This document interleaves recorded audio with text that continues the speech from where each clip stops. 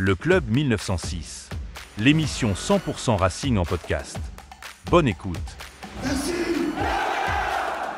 Bonsoir à toutes et à tous et bienvenue dans le Club 1906. Première défaite de la saison, mais Strasbourg a eu fière allure. Encore de belles promesses dans le jeu pour le futur. Le Racing a perdu à Monaco, mais a élevé ses standards, un peu comme nous ce soir, avec la présence en plateau de Dimitri Liénard. On est ensemble, comme tous les lundis, avec à mes côtés ce soir, Boris Coriol. Salut Dorian. Salut Boris. Ça va? Comment vas-tu? Super, impeccable. Soir de première aujourd'hui. Ah ouais, c'est un beau soir avec un bel invité aujourd'hui. Bel invité. Alors malheureusement, on va le présenter bien sûr, il tombe sur une défaite. Mais il y aura quand même de belles choses à dire. Il y a quand même de belles choses à dire sur le match de ce week-end, même si voilà, c'est une défaite un peu frustrante. Je pense justement qu'il y a de belles leçons à tirer de ce match et beaucoup de choses à dire, positives et négatives aussi, je pense. Ce sera l'occasion aussi d'évoquer avec notre invité le début de saison parce que la Ligue 1, nous serons privés de Ligue 1 pendant 2 semaines. Trêve internationale de septembre oblige. À côté de toi, Julien Courade. Salut tout le monde. Salut Julien. Comment vas-tu? J'ai dû déménager. Un illustre inconnu qui prend ma place, quoi. Mais bon, c'est comme ça. T'as pas trop tes repères, ça va? Je suis à gauche là, mais ouais. pas du bon, mais c'est pas grave, je te charrie les mains. T'inquiète pas. En face de vous, Mohamed Sialiti. Salut Dorian, salut tout le monde. Salut Momo. Comment vas-tu? Comme un jour de rentrée. Ouais. Donc on a accompagné les enfants à l'école. Comme chaque année, un rituel. Au collège. Toi aussi, Julien? Au collège, les deux, on a les enfants au collège là, ça calme. Ouais. Ça vous rajeunit pas tout ça, non, mine de ça met rien. une claque. Ouais. Bon, c'est dans la tête. Bon, vous l'avez vu sur nos réseaux sociaux, le Club 1906 entame sa 8e saison avec donc l'arrivée d'un nouveau consultant régulier. Ce consultant, bien sûr, vous le connaissez. 331 matchs officiels avec le Racing Club de Strasbourg. Il a tout vécu, tout vu, tout connu pendant ces 10 années à Strasbourg et c'est un honneur pour nous d'en avoir un petit aperçu sur ce plateau. Bonsoir Dimitri Liénard. Bonsoir à tout le monde. Comment vas-tu? Très bien, merci. Plaisir. C'est un plaisir de t'accueillir. C'est donc ta première dans cette émission parce que on n'a jamais fait d'émission avec toi, que ce soit sur l'ancien studio à Célestat ou en visio notamment lors du confinement. Donc plaisir de t'accueillir enfin pour ta première. Écoutez, j'ai repris la route comme d'habitude. Ça faisait longtemps que je ne l'avais pas faite cette route, mais bon, à force je la connais, donc voilà, il n'y a pas eu de souci. C'est un plaisir aussi d'être avec vous et bien évidemment, j'avais hâte de commencer aussi ce nouveau rôle. Et de débriefer les matchs avec vous parce que j'ai souvent regardé l'émission aussi et je dois le dire que, honnêtement, vos débriefs sont toujours bien construits. Voilà, vous n'êtes pas là pour faire du buzz, quoi que ce soit. Et c'est pour ça que j'ai accepté avec plaisir de venir rejoindre l'équipe, quoi. Ce qui est amusant, peut-être qu'on peut le raconter, c'est votre rencontre avec Mohamed Sialiti qui est en rapport avec l'émission, Mohamed. La rencontre? Oui. Ah non, c'était Jonathan qui nous avait, avait mis en relation une fois, il me semble. Et on avait discuté, je crois que ouais, c'est Jonathan qui avait dit apparemment sur une émission, j'avais un peu taillé de la racine, je crois, j'étais pas une main morte. Ouais. Je crois que tu avais eu Jonathan en ligne et Jonathan leur avait dit qu'apparemment j'étais assez sévère envers le Racing.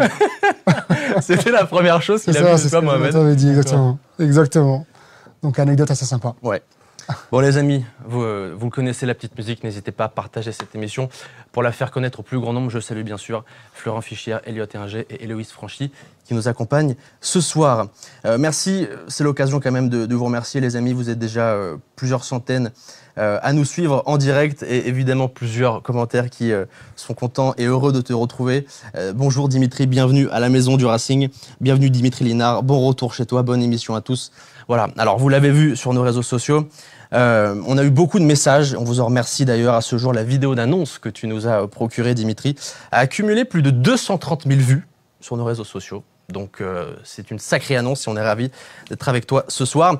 Et juste avant de rentrer dans le débrief de cette émission, prenons le temps de découvrir quelques messages que tu as reçus de la part d'anciens coéquipiers pour ta première ce soir, la première donc d'une belle série. Écoutez. Salut le Club 1906, j'ai entendu dire que vous allez accueillir dans vos rangs un nouveau consultant. Donc j'espère qu'il sera aussi bon consultant qu'il a été bon sur ce dernier coup franc face à Lyon qu'on a pu partager et qui reste encore un moment gravé dans ma carrière. J'en profite pour vous faire un coucou à tous, vous souhaiter le meilleur pour cette émission, qu'elle dure et qu'elle perdure encore longtemps. Et voilà, je vous embrasse et je vous dis à bientôt. Bonjour tous les supporters strasbourgeois, salut mon Jim, salut le Club 1906. Jim, on m'a fait part de ta nouvelle étape dans ta carrière, passer de footballeur à chroniqueur, c'est un sacré pas. même si tu as toujours été meilleur avec ton pied gauche qu'avec la parole. En tout cas, je te souhaite le meilleur, une excellente saison. Et j'ai peut-être perdu un peu l'accent, mais get slow. Ciao tout le monde. Salut Dim, mon ami. Écoute, j'espère que tu vas bien. Je te fais une petite vidéo. Bon, je pense quand même que tu m'as reconnu, même si j'ai la casquette. Non, une petite vidéo pour te féliciter. Je viens d'apprendre que tu rejoignais la team là, Club 1906. Donc félicitations à toi. Tu changes de casquette. Ça y est, tu passes de l'autre côté du terrain. Donc voilà, en tout cas, ne te mets pas trop la pression. Je compte sur toi pour être pertinent, pour que tu restes comme tu es, mais j'ai aucun doute là-dessus. Donc voilà, écoute, bon courage à toi. Force à tout le monde. Je suivrai l'émission avec attention. Bonne saison au Racing. Voilà, c'est un club que je suis toujours de près. Bon courage aussi à tous les supporters du club. Et je vous dis à très bientôt. Salut Dim, j'espère que tu vas bien. Je voulais te faire une petite vidéo. Je sais que c'est ta grande première ce soir.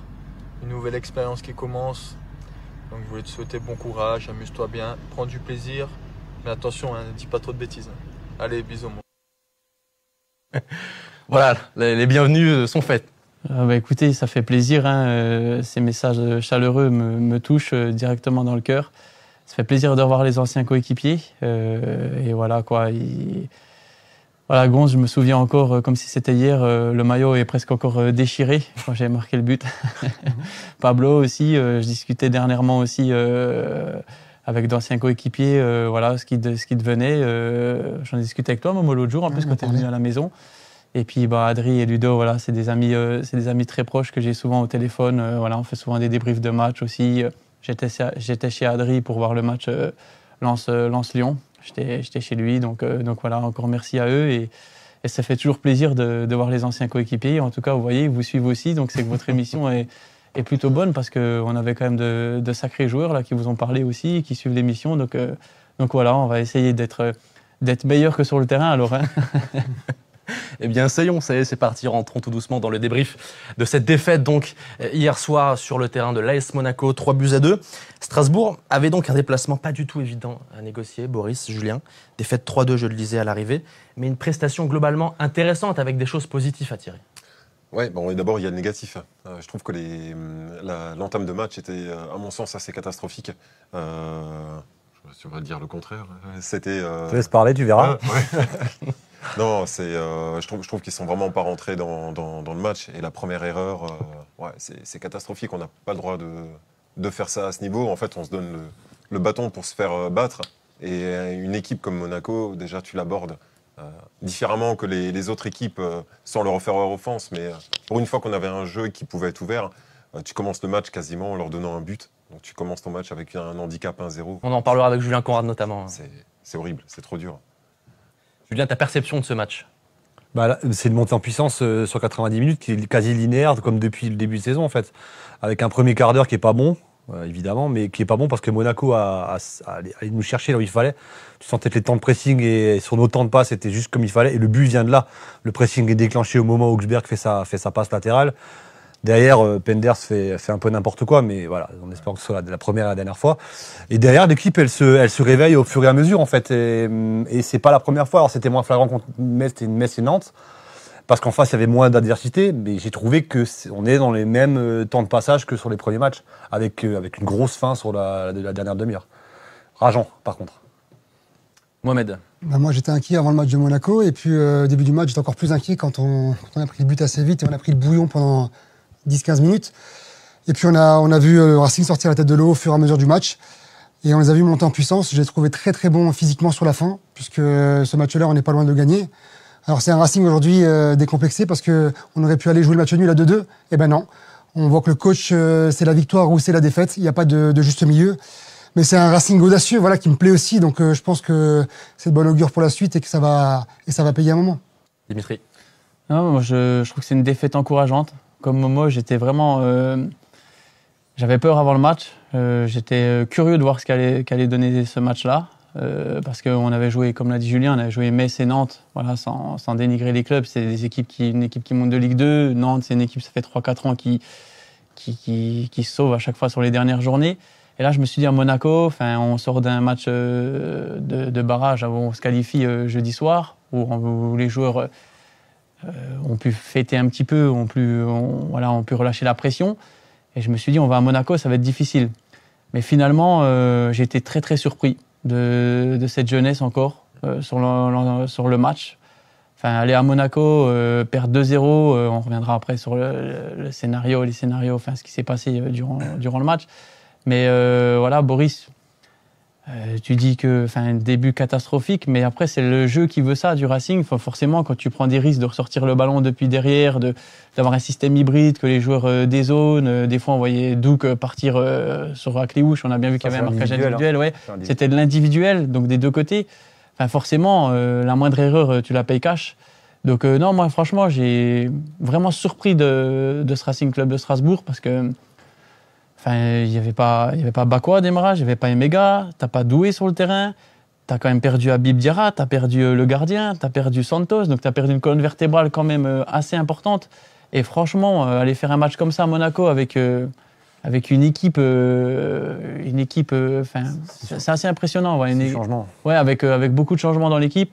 Franchement, moi, ils m'ont surpris. Franchement, et ce qui est assez incroyable, vu que j'étais pas là dans les premières émissions, ce qui est dur pour un coach, c'est de faire adhérer le projet de jeu aux joueurs. Et là, quand même, comme John l'avait dit dans les anciennes émissions, 15 joueurs, 15 recrues, 16 recrues, 17 recrues. Alors oui, vous allez me dire, les recrues, c'est 10 millions, c'est 15 millions, il y a beaucoup d'argent.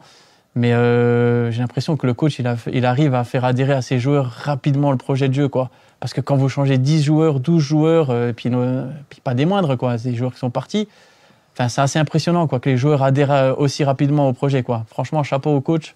Et comme l'a dit Momo, à 2-2, il a joué la gagne. Et ça, franchement, ça payera pour la suite, quoi. Il n'a pas dit on joue petit bras, et franchement, bravo à lui, en tout cas. Oui, c'est ce qu'on disait aussi hier par message. Strasbourg a perdu, mais en voulant jouer pour gagner. Ouais. T'as perdu en voulant gagner, en fait. Ouais. T'es pas acculé sur le but, en fait, pendant 20 minutes. Au contraire, t'es chez eux pendant 20 minutes à chercher le 3-2.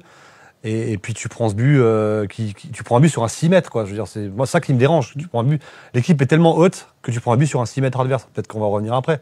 Mais cette équipe, elle est pleine de certitude, en fait. Elle est pleine de conviction. C'est pour ça que tu arrives à avoir ces circuits de passe, cette animation qui, finalement, tu changes 3, 4 mecs, 5 mecs, 6 mecs au début du match.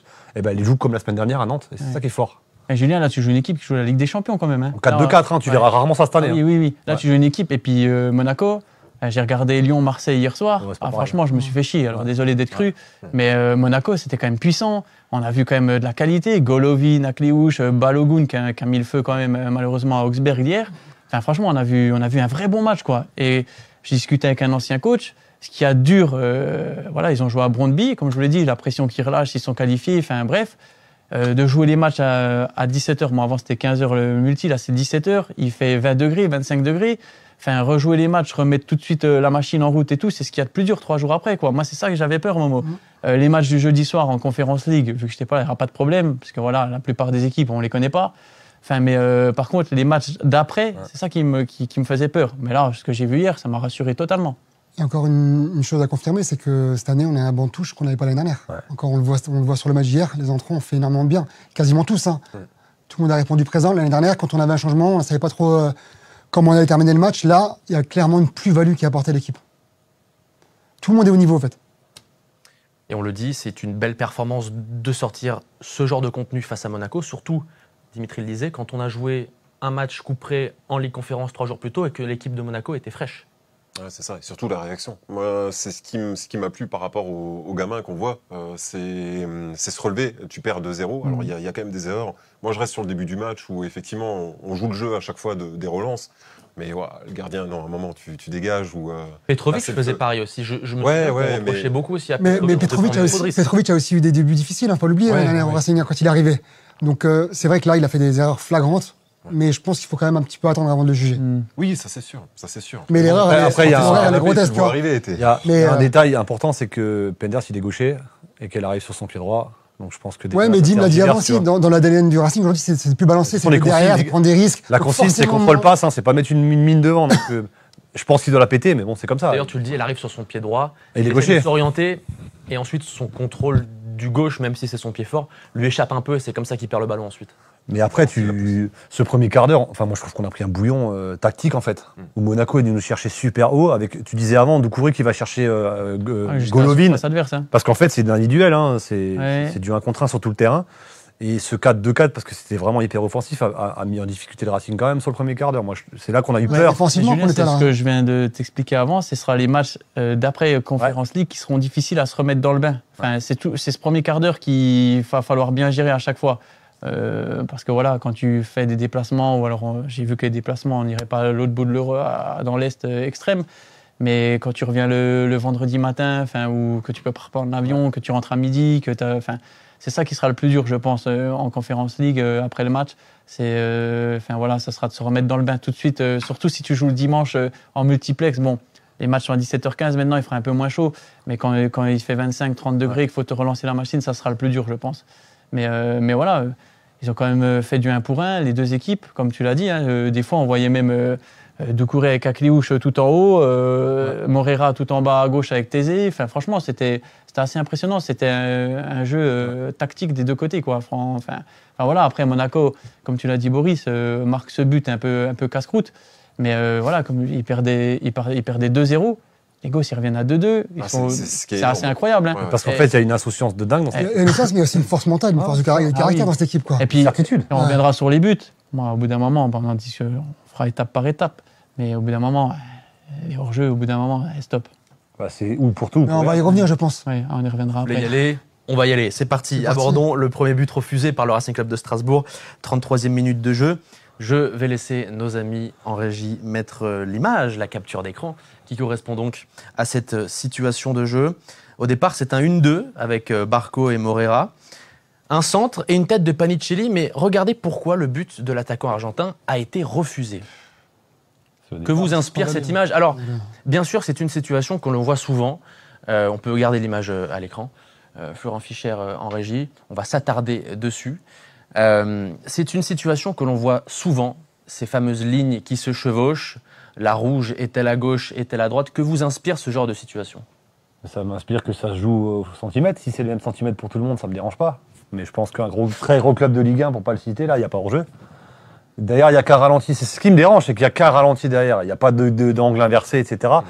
Et ce qui me dérange encore plus, c'est le but de Monaco qui, lui, est pratiquement similaire, j'ai envie de te dire. Et là, ça passe crème, quoi. Donc, c'est ça qui est... De toute façon, le VAR, le problème, c'est l'interprétation. Je disais hier, je fais la parenthèse, je regardais Marseille-Lyon, où tu as dans le même match, à 2 minutes d'intervalle, la même situation, avec un hors-jeu qu'on siffle pas, qu'on laisse aller au bout. Et sur le contre, il y a hors-jeu et c'est sifflé direct. Donc en fait, il y a deux poids, deux mesures. Moi, ça me choquera pas le jour où ce sera linéaire, mais ça n'est pas.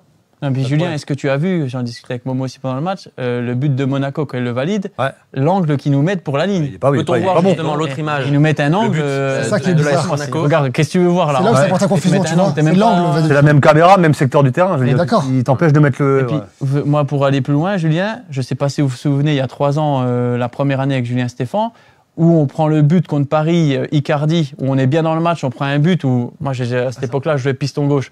Donc, je suis aligné nickel. On voit Icardi qui est devant nous, devant tout le monde. Et il parle au VAR.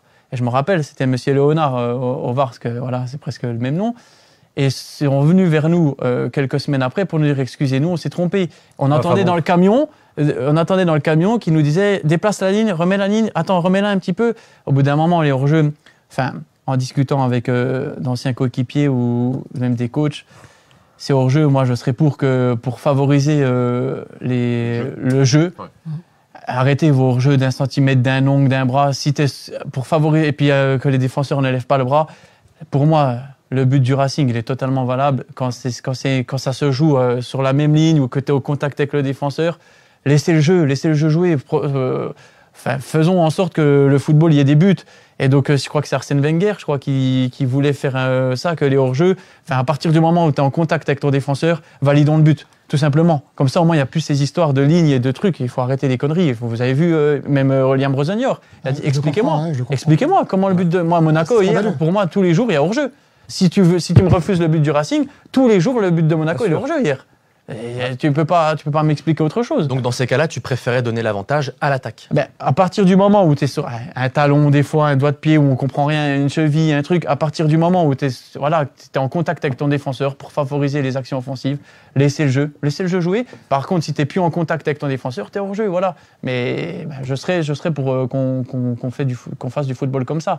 Vous avez vu des fois le temps que ça prend Ouais, ça casse le rythme, ça casse le match. puis Mais là, derrière, c'est y a quand pas même de ralenti, scandaleux. en Là, fait. c'est quand même scandaleux, je trouve. Ouais, franchement, moi, Je suis du même avis que Rosenior et je le comprends. Et moi, je te dis, pour moi, tous les jours, il y a but. Même quand ils mettent l'image, pour moi, il y a but du Racing. En fait, Julien l'a dit, c'est vrai. Il y a but. Il n'y a pas de scandale à siffler but, quoi.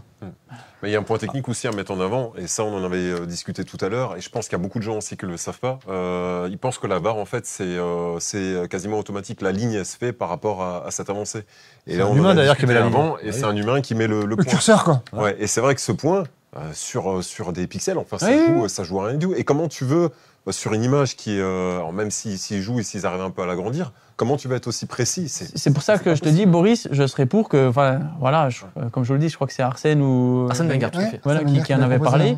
Je serais pour il y aurait plus de spectacles, on arrêterait de s'arrêter ou de lever la main, ça irait beaucoup plus vite, tu es en contact avec ton défenseur, il y a but, voilà, tout simplement. Parce que, je me permets, c'est vrai qu'on en discutait hier, si tu laisses le but, tu fais pas de scandale en fait. Il n'y a rien du tout. Bah non, Pas de scandale, Personne ne dit rien. Il y a un scandale parce qu'il est refusé. Et nous, on en discute parce qu'on a le WhatsApp pendant le match, on se discute. J'ai dit, pour moi, les gars, sur le coup, il y a hors-jeu. Ok, on passe à autre chose. Sauf que derrière, il y a le but de Monaco. Et je dis, bon, bah là, par contre, je suis pas d'accord, quoi. Puisque c'est même, c'est même que celui d'avant, tu vois. Hier soir, si tu as regardé Lyon, le but que Lyon marque à un moment avec Fofana, là, Ouais. moi, en direct, je me dis, il n'y a jamais hors-jeu. Ah non. Pareil, l'autre, le défenseur de Marseille, il couvre. Donc c'est comme tu dis, je sais pas comment ils font leur ligne. Enfin voilà, mais c'est pour ça que tu inventes une technologie qui est vraiment imparable au Mais les capteurs sur les joueurs, quoi. centième près. Soit dans ce cas-là, tu laisses vraiment l'appréciation et tu laisses un peu le jeu, quoi. Laissez-moi vous dire que sur la loi Wenger qu'il aimerait mettre en place, on déplacerait simplement juste le problème. Parce que il faudrait que tout le corps de l'attaquant soit hors jeu. Mais là, c'est plus simple Et à donc, définir. on déplacerait le problème et on aurait toujours cette fameuse interprétation humaine Oui. sur la fin du corps et non plus le début. Non, si tu Le dis seul les avantage, épaules ou les genoux. C'est qu'il y aurait juste beaucoup plus de buts. Ça, on est clairement Tu d'accord. favorises le jeu, c'est Oui, mais c'est voilà. Ça, c'est vrai. Mais là, comme tu dis, un ongle, un truc, c'est rare que. Franchement. Souvent, ça se joue à pas grand-chose. Je vous dis, comme ce qui s'était passé avec Paris à l'époque, voilà, Icardi, il était hors jeu de la tête, il y avait son corps qui dépassait, et ils ont validé le but parce qu'ils l'ont reculé. Enfin, tu favorises, t'es un centre, enfin voilà, ta tête, t'es sur la même ligne que le défenseur. Enfin, il n'y a pas à 3 mètres, je veux dire, t'es pas en train de courir, ça serait beaucoup plus simple, je pense. Enfin, après, voilà, c'est. Le problème, c'est le but de Monaco, d'ailleurs. C'est ça. Moi, personnellement, je suis persuadé qu'il le refuse. Enfin, Ouais. tu viens de refuser un but du Racing qui est valable, tu peux pas accepter. Enfin, puis comme tu dis, on a un angle, un ralenti. Enfin, non, pour moi, c'est un scandale. Ils sont hors jeu. Pour moi, c'est un scandale. Ah oui, en direct, hors jeu. sûr. Ouais. Même la course, quand tu le vois qu'il est devant Augsberg, pour moi, il est hors jeu tous les jours. Mais bon, après ça, c'est l'interprétation. Et en tout cas, à ce moment-là, 48e minute de jeu, nous avons un Racing qui est mené 2-0 sur le terrain de l'AS Monaco. Un Monaco qui a été avant tout dangereux sur des transitions, des attaques rapides, et qui a été très vertical à la récupération, là où j'ai trouvé un Racing qui a plus pris son temps pour conduire le ballon. Qu'en as-tu pensé, Julien? Le Racing a un fil conducteur, en fait. C'est linéaire, mais ça monte en pression tout le match. Là où Monaco a découpé sa mi-temps vraiment en 3 quarts d'heure. Le premier quart d'heure, ils viennent te chercher, ils t'étouffent. Ils marquent le but, ils relâchent, ils t'attendent pour, à mon avis, mettre le deuxième derrière. C'est vraiment deux philosophies différentes. Là où Rosenior, qui gagne, qui perd, qui en prenne 2, qui en mette 5, ça joue exactement pareil, quoi. C'est pour ça que le Racing va encore faire mal. Parce qu'en plus, tu as cette profondeur de banc cette année qui va te changer beaucoup de choses. Et tu as cette philosophie qui ne changera pas. Tu joues Paris, ou tu joues Metz, ou qui tu veux, c'est pareil. C'est vrai, comment tu vois ce Racing de Liam Rosenior? Donc tu le suis depuis la saison dernière, depuis sa première saison. Comment tu analyses? Tu disais tout à l'heure que c'était pas évident de faire adhérer tous les joueurs à son projet de jeu justement. Comment tu l'analyses? À quel point tu peux l'aimer, ce projet de jeu? Qu'est-ce que tu en retiens? Honnêtement, comme je te l'ai dit au départ, là, en discutant même avec Adrien qu'on a vu dans la vidéo Ludo, j'avais peur pour le Racing au début de saison parce que changer tant de joueurs, des joueurs majeurs, je me suis dit ça va être compliqué. Et même si on en revient toujours au même, donnez-moi 100 millions, je vous fais un mercato, il n'y a pas de problème. Mais le coach, je pense que le coach est très très bon. Alors avec son staff, bien évidemment, les joueurs aussi qui recrutent ont un QI footballistique au-dessus de la moyenne, même à leur jeune âge. Parce que les joueurs qui jouent, franchement, ils adhèrent au projet directement. Vous avez vu, hier, on joue à Monaco. Je veux dire, il y a 15 minutes à la fin. Monaco n'a pas joué et sur le reculoir, quoi. Je veux dire, c'est ça qui est assez impressionnant. Tu vas à Brøndby, les Danois ont essayé à un moment de truquer un peu le match. On se souvient. Et tu vois ces jeunes joueurs qui sortent pas de leur match, qui sont dans leur match. Et moi, ça m'impressionne. Donc voilà, c'est pour ça que je pense, et vu ce que j'ai vu pour l'instant des équipes adverses, alors le mercato se finit tout à l'heure, je pense que le Racing va encore bien figurer cette année. Je pense qu'on pourrait peut-être encore être meilleur même, alors ça c'est ma façon de voir les choses, pour nos supporters aussi. On a beaucoup de jeunes, et je pense que par exemple d'avoir un Valentin Rongier, d'avoir un Adrien Rabiot par exemple, pourquoi pas, soyons fous. Hein. Je veux dire, de toute façon ça coule à flot maintenant, donc soyons fous. Un Adrien Thomasson, un Ludo Ajorc, un Djikou. On te laisse gérer les dossiers ? Non, mais un Matt Sels, je veux dire un joueur avec beaucoup d'expérience par ligne. Je pense qu'on pourrait être encore plus fort. Et pour nous, les supporters, au niveau du marketing et tout, au-delà de tout ça, je veux dire, comme l'a dit John, c'est bien, oui, on a des jeunes joueurs, mais on ne les connaît pas. Finalement, le supporter alsacien qui achète un maillot du Racing, il est obligé d'attendre 3-4 matchs pour floquer un nom de joueur qu'il va apprécier finalement. Alors que si... voilà, tu recrutes un joueur un petit peu d'expérience, mais je pense qu'on pourrait être plus fort. Et ces jeunes joueurs, avec l'encadrement, comme moi j'ai pu avoir la chance d'avoir à l'époque Kader Mangane, Jérémy Blayak, Dimitrovic, ils vont t'aiguiller, ils vont t'aider, tu vas progresser plus vite et peut-être qu'à la revente, ils se revendront encore plus cher. Alors là, on est dans le Racing où les joueurs ils sont tellement forts que ça se vend 40, 50 millions. Mais pour des clubs un petit peu en dessous, où il n'y a pas forcément peut-être autant d'argent, de prendre 2-3 joueurs cadres qui vont te faire avancer plus vite, voilà, pour éviter, tu es obligé de faire des erreurs. C'est comme dans une entreprise, si tu connais pas, tu vas faire des erreurs mais si tu as quelqu'un qui t'aiguille à côté de toi et qui te fait progresser, je pense que le Racing pourrait être encore plus fort. Alors attention, hein, c'est déjà très bien ce qu'ils font. Mais voilà, ça c'est ma façon de voir les choses, et surtout pour les supporters alsaciens aussi, quoi. On n'est pas à l'abri un jour d'avoir un petit volte-face du club, d'avoir un jour un mec d'expérience qui débarque. On n'en sait rien en fait. C'est que la politique du club aujourd'hui, elle est basée sur le trading et sur les jeunes, mais on n'est pas à l'abri de voir débarquer un jour un mec d'expérience. Vous évoquez cette jeunesse, laissez-moi vous donner une statistique, un chiffre hier, parce que Strasbourg à Monaco a battu un nouveau record de précocité. Hier, Strasbourg a aligné le 11 le plus jeune en Ligue 1 depuis qu'Opta analyse la compétition, donc dans les années 40, quand même, à 20 ans et 284 jours. Strasbourg a battu ce record. Son propre record, d'ailleurs. Son propre record. Il a battu déjà 3 fois. Exactement. Ouais. Le précédent record, c'était il y a 2 semaines, à Metz. Voilà. Après, c'est pas dans la philosophie de... Oui. Je m'imagine pas demain. Après, moi j'ai discuté avec c'est Nicolas Seub, je crois. Tout à fait. La réserve, j'avais discuté avec lui il y a 3-4 semaines. Il m'a un peu expliqué l'idée de jeu en fait de ce système qui s'appelle un 3-2-W en fait. Je ne connaissais pas du tout. Avec un marquage individuel sur tout le terrain. C'est pour ça qu'on voit Doucouré chercher Akliou, je crois, tu disais. Non, mais pas tous les matchs. Tout le temps. Regarde bien, tu verras. Pas toujours. Bah, quasi tous. Tu verras. Enfin, après, parce que t'as rarement Akliou chez. Ouais, aussi, t'as pas les clients. Et Golovin qui descendent dans les 6 mètres, tu vois. Donc ça, Julien, c'est intéressant ce que tu dis. Tu parles de système, mais véritablement. C'est pas un système en fait. Tu peux même pas donner le système. C'est tellement hybride que. Ça s'appelle 3-2-W parce que t'as ces 5 gars. T'arrives à voir. Hein, t'as tes 2 pistons. T'as tes 2 ailiers excentrés. T'as ta pointe en fait. Et après, la troisième imposition, c'est d'avoir des joueurs capables de jouer à au moins 2 ou 3 postes. Exactement. Et ça, c'est purement anglais a priori, quoi. C'est un truc qui se fait partout dans les équipes anglaises. Petites équipes, et c'est l'idée un peu de Caramiro Senior. Et le dernier point qui, on est tous d'accord qu'il faut un peu d'expérience, je pense que ça serait bien, mais c'est qu'en fait, ils n'en veulent pas. Oui. Ils n'en veulent pas, ils veulent vraiment du jeune, quoi. Mais c'est vrai que, après, il t'en faudrait 3-4 des anciens si vraiment tu veux. Mais à condition que l'ancien soit aussi en adéquation avec le projet, bien évidemment. Quand t'as 30 piges, jouer dans un vestiaire de 20, c'est pas le même délire. Exactement. Ouais, après, il y a tout qui rentre en compte. Ouais. Mais que tu reparlais du système, moi, c'est ça qui m'impressionne le plus. Franchement, c'est. À un moment, hier, dans le match, en première mi-temps, tu vois Douk qui suit Akliouche, il est carrément stopper droit, Augsberg qui passe stopper gauche, alors qu'à la base, ils sont à l'inverse, quoi. Quand ils sortent le ballon, et dit qu'on récupère le ballon, ça se remet en place, où les joueurs, ils inversent de rôle. Et comme tu l'as dit très bien, Julien aussi, c'est que les joueurs aujourd'hui, pour un coach qui qui est excitant, ou pas excitant, mais c'est d'avoir des joueurs que tu peux faire jouer à plusieurs postes. C'est-à-dire que si dans le match, tu vois que ça se passe pas bien, tu changes ton système, tu mets un autre système hybride. Enfin, c'est ce qui s'est passé avec Douk contre Brøndby, où il est passé un coup... Au milieu, il a changé avec Manga. Exactement. Et ce qui est impressionnant, c'est que les joueurs, ils peuvent jouer à plusieurs postes, et ça, ça facilite le travail, quoi. Regarde Ouattara, il a joué, je me suis amusé à regarder, il a joué, je crois, 4 ou 5 postes déjà depuis le début de la saison. Il a joué piston, il a joué milieu, il a joué devant, il a joué quasiment sur 4 postes différents. Alors que la 17e recrue du Racing Club de Strasbourg dans ce mercato estival a été officialisée il y a quelques instants, poursuivons ce débrief. Encore un, on y reviendra tout à l'heure. On va parler de Bakwa, de ce mercato qui se clôture dans 56 minutes et se projeter sur le prochain match en fin d'émission du Racing Club de Strasbourg. Mais juste avant, vous le savez, nous avons des partenaires qui nous accompagnent dans cette aventure du Club 1906, dont voici le Palatin.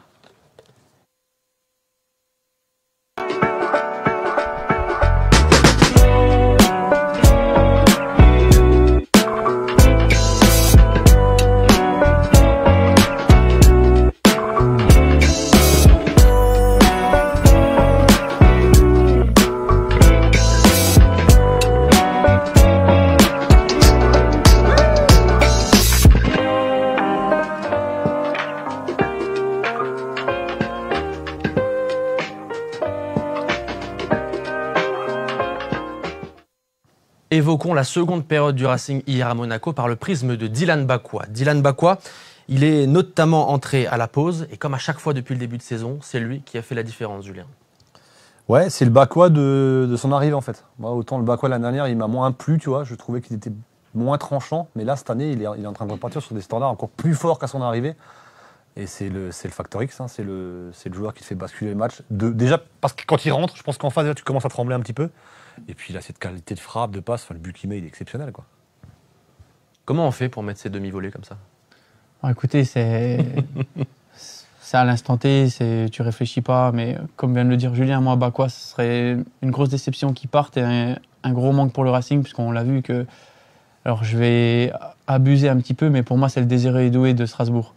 Franchement, comme vient de le dire Julien, quand tu as ce genre de joueur sur ton côté qui vient te percuter en permanence, qui, entre guillemets, pose son cerveau avant de rentrer sur le terrain et qui perd une fois le ballon, 2 fois le ballon, 3 fois le ballon, comme les Zegrova, les Pépé, les Dembélé, enfin, ils en ont rien à cirer. Leur but, c'est de venir te provoquer, et de pousser à la faute et de faire des décalages. Et franchement, moi, Bakwa, là, honnêtement, quel joueur. Enfin, moi, je suis, au-delà qu'il soit gaucher aussi, enfin, il a une qualité de frappe, il a une qualité de pied. Vous avez vu la passe qu'il fait à Paez quand il rentre à l'intérieur, là ? C'est une passe Ligue des Champions du Real Madrid, ça. Je ne sais pas si vous avez fait attention. Ouais. Une passe tranchante qui casse les lignes, qui donne le ballon à Paez, là. Non, franchement, et vous pouvez le vérifier. En première mi-temps, le jeu part à gauche, Barco Moreira. Sur Moreira, ouais. Voilà, Barco Moreira, parce qu'on a les gauchers et le Maréchal qui vient un peu plus, qui a plus de facilité à jouer faux pied là-bas. Et Bakwa, tout seul sur son côté. Hein. Après, en deuxième mi-temps, ça part que sur là-bas, il fait les diffs. Enfin, on vient un petit peu l'aider de temps en temps. Et franchement, moi, je serais déçu qu'il parte du Racing et ce serait une grosse perte. Quand il est entré à droite, il sollicite parfois 2-3 joueurs adverses. Il arrive quand même à faire des différences. C'est le joueur le plus déséquilibrant de cet effectif. Oui, non, mais bien évidemment, je viens de vous le dire. Pour moi, il fait partie de la catégorie. S'il ne s'enflamme pas, qu'il continue à diversifier son jeu, parce qu'on a vu qu'en plus, à chaque fois qu'il prend le ballon, un coup à l'intérieur, un coup à l'extérieur, un coup il joue le 1-2, il redemande, un coup il dribble. Momo, moi, je te l'ai dit l'autre jour, je te l'ai déjà dit, j'avais trouvé Julien dur la semaine dernière quand il disait que Bakwa, voilà, Bakwa, ouais, mais bon, là, je pense qu'il a mis tout le monde d'accord hier. Ah, mais son entrée la semaine dernière, je trouve qu'elle est pas dingue. Après il déclenche, par contre, c'est lui qui a le déclic, ouais. Tu vois. Mais toi, tu peux en parler parce qu'il est ce qu'on appelle pied inversé, il joue gaucher à droite. Ouais, c'est ça, ouais. Gaucher à droite, et toi, tu as défendu comme ça, en tant que pur gaucher, oui. C'est ingérable en fait. Ouais, c'est trop dur. Quand tu es pur gaucher face à un gaucher qui inverse son pied. Je viens de te citer des joueurs, je viens de te citer Zegrova qui m'avait cassé les reins avec Lille, j'avais cité Nicolas Pépé, et c'est des joueurs, heureusement qu'il n'y avait pas Dembélé à l'époque, mais c'est des joueurs, comme je te le dis, j'avais beaucoup plus de facilité à jouer contre des joueurs qui étaient droitiers que des faux pieds. Et heureusement, j'avais Alexandre Djikou qui était un mec aussi qui était souvent dans le marquage strict et qui m'aidait beaucoup à l'intérieur et on fermait. Mais franchement, ce genre de joueurs-là, ils sont très compliqués à défendre.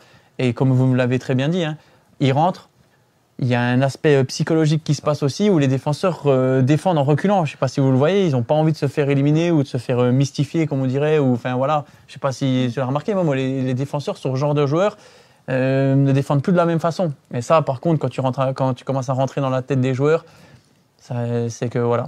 Ouais, il crée la panique quand il rentre tout de suite. C'est un joueur qui peut débloquer un match à n'importe quel moment. Tu sens que. Alors, il a cette qualité parce que quand il rentre en tant que remplaçant, il arrive à apporter une plus-value. Mais des fois, c'est vrai que l'année dernière, quand il était titulaire, il y avait moins d'impact sur le côté feu follet, si tu veux. Là, en rentrant, effectivement, il déstabilise tout de suite d'entrée, en fait. Tout de suite. Je trouve qu'il est plus fort que l'année dernière encore. Il y a vraiment eu un. Il a évolué. Quel âge il a là?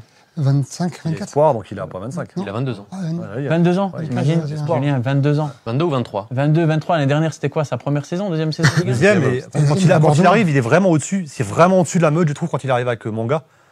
Et je trouve la saison dernière, sa deuxième partie de saison, alors il revient de blessure, il avait une sale blessure, je sais plus ce qu'il avait. Elle est, tu vois, la plus. Ouais. Moi, je le comparais un peu à Angelo, tu vois, par moment. Ouais, il rentrait en super sub un peu. Mais là où j'ai été un peu dur la semaine dernière, et je te comprends, c'est qu'en fait, j'en attends tellement de ce mec. Ouais, oui, bah forcément. Pour moi, il doit être au-dessus de la meute tout de suite d'entrée, quoi, tu vois. Et on l'a vu hier.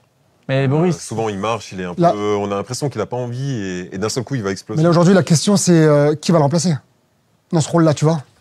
Alors, le mercato se termine dans 50 minutes et pour l'heure, Dylan Bakwa est toujours strasbourgeois. On va suivre ça, alors, bien sûr. Alors moi, je crois pas une seconde. veux pas. Ouais, moi, franchement, avant le match, j'ai eu un ami, voilà, au club. Je veux pas vendre la mèche, mais que voilà, avec qui c'est comme un grand frère qui m'a appris beaucoup de choses. Il m'a dit qu'il devrait rester strasbourgeois. Voilà, qu'ils avaient une discussion ensemble et que. Mais bon, quand je vois son match hier et j'avais envie de renvoyer un message à mon ami et lui dire, écoute, à mon avis, si vous recevez pas une offre de 50 millions sur la table. Avec son entrée, parce que je vous le dis, hein, moi je suis Lyon, je suis Marseille, je suis Monaco, peut-être pas le PSG, mais je le prends tous les jours. Hein. Je le prends tous les jours. Hein. Alors là, ce sera peut-être un club de première ligue, mais la plupart des clubs. Lyon, en Ligue 1, personne ne peut les mettre. Ouais, personne ne peut les mettre. Avec les entrées qu'il a fait, avec les 3 entrées qu'il a fait sur les 3 derniers matchs, effectivement, ça cote. Il monte en puissance là. Ah bah oui. Tic tac, tic tac. Vous avez entendu Dimitri Lénard à tous les clubs français. Il vous reste 49 minutes. non, mais si vous voulez recruter Dylan Bakwa. Mais honnêtement, hein, le garçon. Non, c'est épatant, là. S'il passe un cap, franchement, moi, il m'a plu à chaque fois que je l'ai vu. Et comme je vous dis, hein, alors est-ce qu'il sera capable de faire ça dès le début du match, d'avoir cette façon de jouer ou de réfléchir aussi, de diversifier son jeu. Mais après, par contre, non, pour moi, c'est le. Ouais. Non, mais t'as l'impression que même si tu lis son jeu, tu n'y arrives pas en fait. Il fait partie de ces joueurs-là, comme Robben. Le jeu, il était lisible à des kilomètres. Et finalement, ça marchait à chaque fois en fait. Ouais. Exactement. Il fait partie un peu de ce genre de joueur-là. Comment t'appelles Zegrova. Pour moi, c'est le même profil. Tu sais ce qu'il va faire, mais ça marche. Il va le refaire et refaire et refaire. Il est vendu combien, Zegrova, la Juve, là? Il est parti à la Juve? Ouais, la Juve, ouais. Combien? J'ai pas suivi le montant. J'ai pas suivi le montant. J'ai vu que Rabiot est parti. C'est pas juste pour voir. Mais il est parti à la Juve, ouais. Rabiot à Milan, j'ai vu. Belle histoire, ça aussi. Okay. Bref. En tout cas, il y a l'exceptionnel but de Dylan Bakwa pour réduire l'écart. Il y a ensuite sa provocation qui amène un penalty converti par Joaquin Panicelli. Mais ça reste une situation pas évidente pour lui. On en parle depuis tout à l'heure. Il est courtisé par des clubs anglais. Beaucoup de choses se disent tout et son contraire. Et ça peut perturber un joueur sur le terrain. On l'a vu hier, pas vraiment. Mais ça peut perturber un joueur d'être dans cette sphère un petit peu du mercato. Est-ce que ça t'est déjà arrivé, toi, Dimitri ? Oui, bien évidemment. Surtout quand tu es jeune. Alors, aujourd'hui, le Racing, je pense qu'il n'y a plus de problème d'argent, entre guillemets. Ils peuvent se permettre de refuser des offres, comme ils l'ont fait l'année dernière avec Habib Diarra. Ils peuvent donner des contrats à Isma, que je salue, Douk. C'est un des derniers rescapés avec qui j'ai joué du Racing. Mais ils peuvent se permettre de donner des contrats qu'on donne très rarement en Ligue 1 en France, à part à Paris. Maintenant, aujourd'hui, donc, je pense que s'ils veulent vraiment garder le joueur, ils feront ce qu'il faut pour lui faire une revalorisation. Et après, dans notre ancien temps, forcément, je ne sais plus qui, j'avais déjà lu une fois 2-3 articles. Forcément, alors je ne vais pas vous mentir, j'aime le Strasbourg, j'ai toujours aimé Strasbourg, j'ai fait ma carrière à Strasbourg. Mais si tu as Dortmund, si tu as qui vient et qui te rajoute 50 000 euros sur la table ou 60 000 euros, je sais pas, tu gagnes 60 000, on t'en propose 200 000 par mois, tu passes une étape, tu vas dans un club européen, tu as beau être amoureux du club ou faire ce que tu veux, tu vas aller tenter ta chance. Mais maintenant, le Racing est capable de pouvoir retenir ses joueurs. En plus, il y a une petite Coupe d'Europe quand même à jouer qui peut être sympa. Moi, je pense qu'ils peuvent finir véritablement se qualifier cette année pour la Ligue des Champions, je le dis haut et fort. Donc dans les 4 premiers, donc. Oui, pour moi, ils peuvent. Ils vont rivaliser avec ce que j'ai vu là. avec le staff, le coach, tout ce qu'on voit, pour moi, je pense qu'ils vont être dans le coup encore jusqu'au bout. Alors après, Même avec l'apprentissage de jouer parfois 2 matchs par semaine avec cette saison régulière de je vous dis, hier, est-ce que c'était juste un match par hasard? Mais je pense pas. Hier, j'ai été rassuré, Momo. Franchement, j'ai été rassuré. Je m'attendais à ce qu'ils prennent On avait cher. des doutes, ouais, moi le premier. J'avais des doutes. Mais en changeant pas mal de joueurs, en ayant encore 2-3 joueurs majeurs sur le carreau, franchement, non, j'ai été rassuré. T'as une équipe Vraiment. et demie, Scap à Lyon, par exemple. Oui. Scap à Lyon. Lyon Scap à Marseille. effectif. Ah, pas non plus, hein. les bancs. Ouais. Scap à Marseille, hein, tu t'imagines hier, ils commencent le match, on peut les reciter les joueurs, en changeant beaucoup de joueurs. Et ça Ça répond, pas la différence. ça répond présent, Ouais. franchement. Mais quoi, tu vois, moi, ce qui me rassure, c'est qu'il aurait pu faire la gueule, quoi. Il pose 30 millions, 35, 38, c'est toujours non, et il joue. Et Parce qu'il est pas mal loti à Strasbourg, parce qu'il est bien à Strasbourg aussi. C'est ça, en fait. Combien de joueurs, là, tu prends 10 joueurs, t'en as 9 qui font la gueule. Et lui, ça, il est, on le sait il est à aussi, sa volonté. Sa volonté, c'est de rester. Parce que ça, c'est une question aussi qui, Ouais, qui tourne beaucoup. Moi, je pense qu'il a envie de partir, mais que ça ne le dérange pas de rester. C'est comme ça que je le vois. tu Ouais, vois, moi je le vois comme ça personnellement, aussi. quoi. Et que la preuve, c'est qu'il joue le jeu hier. Parce que et même Rosenior, il le sait, quand tu fais rentrer Bakwa. Et il lui fait un petit câlin. S'il ça sent se que le voit. gars, il est pas dedans, il va pas le faire rentrer, quoi. Donc tu vois, t'as aussi un joueur qui a de la maturité, là, quand même. Des gens qui se disent, bon, bah voilà, je vais rentrer, je vais jouer le jeu. Si je pars, c'est bien. Si je pars pas, c'est pas grave. Mais là, on devient limite un peu dépendant de Bakwa depuis les 3 matchs. Ouais. Hein. À chaque fois, il rentre, il débloque un peu la situation. Donc, est-ce que la question va pas se poser maintenant chez les dirigeants du Racing de savoir si à un moment ou à un autre, on va pas faire volte-face? Après, tu as toujours ce débat quand tu as un joueur techniquement au-dessus des autres, qui est le plus déséquilibrant de ton effectif. C'est bien de l'avoir, mais après, il est tellement fort qu'on va se dire qu'on dépend de lui. Est-ce que c'est pas plus mal aussi d'avoir un joueur comme ça, quitte à dépendre de lui, parce que c'est le lot des plus forts? Ouais. Sauf qu'aujourd'hui, à part Emega qui peut faire la différence, dans les Bakwa, il y a plus grand monde. De toute façon, le signe qu'il est à moitié sur le départ, c'est qu'il démarre aucun match. Vous voyez qui aujourd'hui dans l'équipe qui est capable de faire une différence à part Emega ou Bakwa devant? On est au début J'en de vois saison, pas. c'est difficile de le dire, mais peut-être qu'un Kendry Paez va progresser. Je pense qu'il Samuel faudra plus de Amoameyou temps, qui tu vois. joue au même Ouais, endroit. ça Ouais, va mais il venir. va avoir du On temps, verra qu'il il va va avoir du revenir temps. aussi. Tu vois, il y aura a du des temps. joueurs qui vont revenir, mais c'est vrai que Bakwa, il est doué. efficace d'entrée. Hein. Bon, en tout cas, on est en train de faire une revue d'effectifs du Racing. C'est l'occasion d'évoquer le mercato, oui, Momo? Ouais, je te parlais de Manga qui arrive en même temps que lui, qui fait pas de bruit depuis le début de saison, mais qui fait le job, comme on dit, et là, qui a été remercié gentiment et qui a été prêté à Nantes, c'est ça? À Nantes jusqu'à la fin de la Déçu, saison. Momo. Ouais, je trouve que c'est dur. pas un juste remerciement. Il y a trop de monde. Il a fait le boulot depuis le début. Moi, je l'ai trouvé vraiment bon, Julien. Non, mais Ouais, moi c'est aussi. vrai, moi je dis pas qu'il est pas bon. Pour moi, il fait le job, comme tu as dit. Je pense qu'après, ce qu'il y a autour de lui, c'est peut-être un demi-cran au-dessus. Je pense. Voilà, sur ce que j'ai vu, tu vois, aujourd'hui. Dans ce cas-là, tu le gardes sur la rotation, en temps vert, tu vois. T'as 8 Tu milieux peux de l'avoir. terrain. Est-ce que tu crois qu'il va jouer? C'est ça, quand tu vois, est-ce que c'est lui? Je sais pas. Je demande à voir le petit que tu aimais bien, Fabien Louise. Lui, ouais, j'ai. Raphaël Louis. Mais non, je demande alors avec le ballon, il n'y aura pas de problème. Mais hier, j'ai noté que dans la période où on était en difficulté, pendant 15 minutes, alors c'est son premier match, tout ça, je le trouvais un peu balourd, un peu lourdeau. Ouais, il est c'est-à-dire grand, par contre, ouais, sur les retours défensifs, courir. Alors c'est toujours le plus compliqué dans le football de courir vers son but, mais je l'ai trouvé vraiment en difficulté sur les replis défensifs. Je pense que c'est aussi peut-être le changement tactique quand Marco passe derrière aussi. Enfin, il y a eu une remobilisation de tout le monde. Enfin, sur nos replis défensifs où il fallait courir vers notre but, je l'ai trouvé vraiment en difficulté. Alors j'avais fait une caméra un peu isolée sur lui parce que voilà. Mais je l'ai trouvé vraiment en difficulté, contrairement à un Manga on dit, hein, Oui. où je l'avais vraiment trouvé bon sur cet aspect-là d'équilibre d'équipe. Et par contre, c'est vrai que sur sa dernière passe, sur sa dernière touche, c'était un peu moins bien. Ça me faisait penser un peu à Ibou Sissoko à l'époque, à ses débuts avec C'est nous. bon, la Bah, compensation, il est très Ouais, bien, ouais. il va savoir où se placer. Oui. Quand il faut mettre du jeu, c'est un peu moins bien. Et j'imagine que le staff estime que ceux qui sont arrivés sont Ouais. justement en ce petit surplus de. Et puis par rapport à l'effectif, on parlait d'effectif, je ne sais pas si vous avez remarqué ça, j'ai regardé ça aussi, je ne sais pas si c'est volontaire ou pas de la part du Racing, parce que c'est toujours plus compliqué dans n'importe quel sport. Ils ont fini le match avec 6 ou 7 gauchers sur le terrain. Vous savez que c'est très très rare d'avoir dans un effectif 6 ou 7 gauchers sur le terrain. C'est-à-dire que ça peut être perturbant pour l'adversaire aussi, parce que on sait que dans n'importe quel sport, que ce soit le handball, la boxe, le football, un gaucher est toujours plus compliqué à prendre parce qu'on fait tout à l'envers. On fait tout à l'inverse de vous. Ouais. Donc ils ont quand même fini avec 6-7. Alors je ne sais pas si c'est une façon de recruter, s'ils en parlent, ou si le coach, je ne sais pas si le coach était gaucher dans sa carrière. Ouais, mais il aime les gauchers. Hein. Liam Rosenior. Je sais pas, aucune idée. Mais en tout cas, c'est très rare de finir avec 6-7 gauchers sur un terrain, de pouvoir avoir 6-7 gauchers sur un terrain de foot. Évoquons justement ces arrivées. Il y en a eu 17 parce que Martial Godot, l'ailier de 22 ans en provenance de Fulham, a été officialisé il y a une quinzaine de minutes. Ça fait 17 et vous les voyez à l'écran. Il y a les 3 joueurs qui étaient prêtés, qui ont été achetés par le Racing cet été. Il y a 2 arrivées communes et puis il y a évidemment plusieurs prêts, dont 3 de la part de Chelsea. Vous les voyez, il y a des attaquants, Panicelli, des défenseurs, Osberg, des milieux, Amougou, Omabidele, Barco, Koulibaly, Demba Diop, qui d'ailleurs est reparti dans la foulée.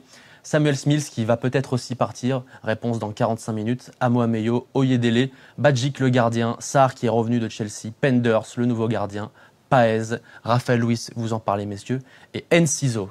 Avec Godot, qui bien sûr n'est pas à l'écran parce que le Racing nous a pris de court, eh bien ça fait 17 arrivées. Ils aiment bien faire des transferts pendant l'émission, Racing. T'as remarqué, c'est pas la première fois. Déjà Raphaël Luis, Hein exactement. Ouais. Ouais. Mais là, ça reste que d'arriver.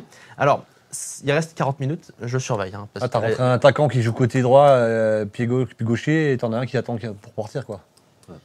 Je fais un peu le pont, quoi. Moi, je vois pas Bako rester, honnêtement. Donc là, dans les 40 minutes, pour toi, c'est... Ouais, mais avec le Racing, t'es pas à l'abri. J'ai eu plusieurs personnes qui hein. disaient qu'il était déjà en Angleterre. Mais C'est là, un peu gros, mais... mais on a quand même cette puissance financière aujourd'hui qui nous permet J'espère que t'as raison. de le garder. Après, surtout qu'il comme prend tu de la dis, valeur. c'est tellement imprévisible Exactement. de faire S'il fait une saison. 40 millions. S'il refait une saison. C'est tellement imprévisible que... Mais 40 millions. Et Momo, comme tu le dis, t'imagines que si tu le vends, finalement, en fait... T'as pris c'est un 32 discours- millions. C'est un discours à mon ancien président Marc Keller.